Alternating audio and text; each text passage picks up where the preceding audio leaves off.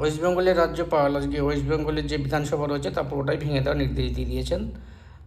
তার মানে পুরো যে মমতার যে স্বপ্ন আর কি, হুম, সেটা মোটামুটিভাবে এখন ধরাই যায় যে ওনার স্বপ্ন আর স্বপ্নই রয়ে গেল।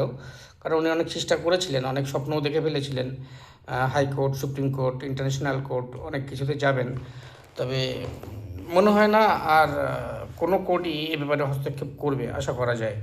ঠিক আছে, এমনিতেই উনি যে সমস্ত কোর্টে গেছেন বারবার হেরেছেন, মুখ পুড়িয়েছেন, সেটা তো অন্য বিষয়।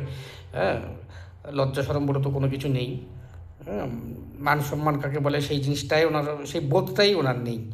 হ্যাঁ, বলে আমি অমুক অমুক, মানে ওনার, মানে এক কথায় উনি যা বলেন আর কি, ক্ষমতায় ছিলেন বলে লোকে প্রতিবাদ করেনি, এখন ক্ষমতা থেকে চলে গেছেন উনি, এখন প্রত্যেকটা বিষয় নিয়ে ওনার সমালোচনা হবে। যেমন ধরুন উনি কোথা থেকে কী পাস করেছেন, এলএলবি নাকি কি, ওনার ভাইপো কী কী পাস করেছে।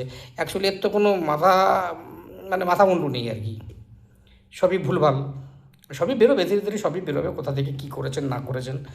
হ্যাঁ, আমি ভারত সরকার এবং ওয়েস্ট বেঙ্গলের আগামী যে সরকার হচ্ছেন আর কি, আমি আমার তরফ থেকে অন্তত আমি রিকোয়েস্ট করব, এই এতদিন ক্ষমতায় থাকাকালীন আর কি উনি কোথায় কোথায় যোগাযোগ করেছেন, কার কার সঙ্গে যোগাযোগ করেছেন, কোথায় কোথায় থেকে কী কী ওনার কানেকশান ছিল আর কি, সমস্ত তথ্য বের করা। এবং আমার এটুকু বিশ্বাস আছে যে উনি যে সমস্ত কার্যকলাপ আমাদের ক্ষমতায় থাকাকালীন ওয়েস্ট বেঙ্গলে যা করেছেন আর কি, সবই তো দেশবিরোধী কাজ ম্যাক্সিমামই। পেহেলগাঁয়ে যে হলো তার, সেটা নিয়ে উনি দেশবিরোধী কথা বলেছেন। আমাদের সৈন্যদের নিয়ে দেশবিরোধী কথাবার্তা বলেছেন। মুসলিম তোষণ করেছেন। শুধু তোষণ নয়, বাংলাদেশি যারা উগ্রবাদী তাদেরকে উনি সমর্থন, বাংলাদেশের শুধু উগ্রবাদী জিহাদিদের নয়, বরং বাংলাদেশের যারা আমাদের ইন্ডিয়ার ক্ষতি করতে চাইছে, সেটাও উনি কোনো না কোনো কোথাও না কোথাও উনি সাপোর্ট করেছেন এই বিষয়টাকে। তো রেপ, ধর্ষণ, খুন, জালিয়াতি, চুরি, এত যে টাকা, এই টাকা অ্যাকচুয়ালি ওর কাছেই আছে নাকি কোথাও পাচার করেছে সেটাও আমার তদন্তে আনা উচিত। আমি আই থিঙ্ক সো দ্যাট। আর এবং ওনার ভাইপো যিনি রয়েছেন, ওনারও যে পরিমাণ টাকা ছিল আর কি, সেই টাকাগুলো কোথায় আছে না আছে ইতিবৃত্তান্ত সমস্ত কিছুই রেকর্ডে আনা উচিত এবং তদন্তের মধ্যেই আনা উচিত। এবং ওর সঙ্গে যারা জড়িত আছে আর কি, সেইগুলোর অ্যাকাউন্ট, ওনার আত্মীয় স্বজনের অ্যাকাউন্ট, সব কিছুই মোটামুটি তদন্তের মধ্যে আনা উচিত। এটা আমার ভারত সরকার এবং ওয়েস্ট বেঙ্গলের আগামী যিনি সরকার আসবেন তাদের কাছে আমার একান্ত রিকোয়েস্ট যে এই সমস্ত বিষয়টা নিয়ে যেন একটা ইনকোয়ারি হয় বা তদন্ত কমিটি গঠন করা হয় এবং খুব স্বচ্ছতার সঙ্গেই করা হয়।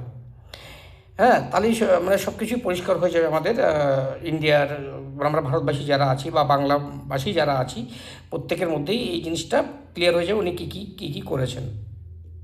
ওটা প্রথম কথা গেল। দ্বিতীয় কথা হচ্ছে যে উনি যে এই যে ক্ষমতার লোভ, মানে চেয়ারে বসে থাকার লোভ, কী কারণ?